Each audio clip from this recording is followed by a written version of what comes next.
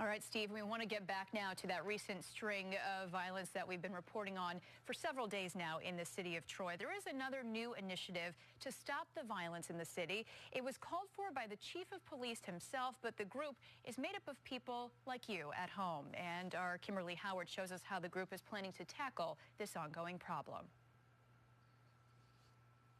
Troy police have been stepping up patrols the last few days, and while some say they've noticed, others say they're still worried about the violence. There's a shooting right up the block from me. Too close to home for Everett Ostrander and his family. Although he's frustrated with the uptick in violence in Troy, he says he hasn't joined any of the Stop the Violence community initiatives.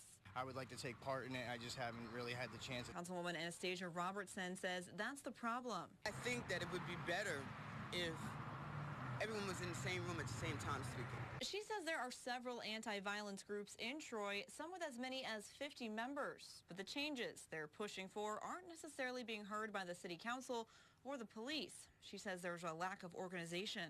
Just get involved so that when it is time for a city council meeting or some other administrative type meeting, then you can send a representative to say, look, this is what our group meant. And this is what we would like to see. Some of that needed organization could come from a new group formed by Pastor Tim Sherman. The chief actually asked me to put together a group of citizens to act as like a citizens community police board. There's one person to represent each of the city's 6 districts. They'll listen to the concerns of neighbors and take that information directly to the chief of police. We're looking at different things to get the officers more involved in the community and knowing the people in the community and speaking to them on a regular basis, rather than we have to see them when there's a problem. Meanwhile, Robertson says there's a way that everyone in the community can help, even if they're not a member. Do little things. Like, if you do little things like light up your house at night, turn on the outside lights. And don't give criminals reason to believe they'll get away with it in Troy.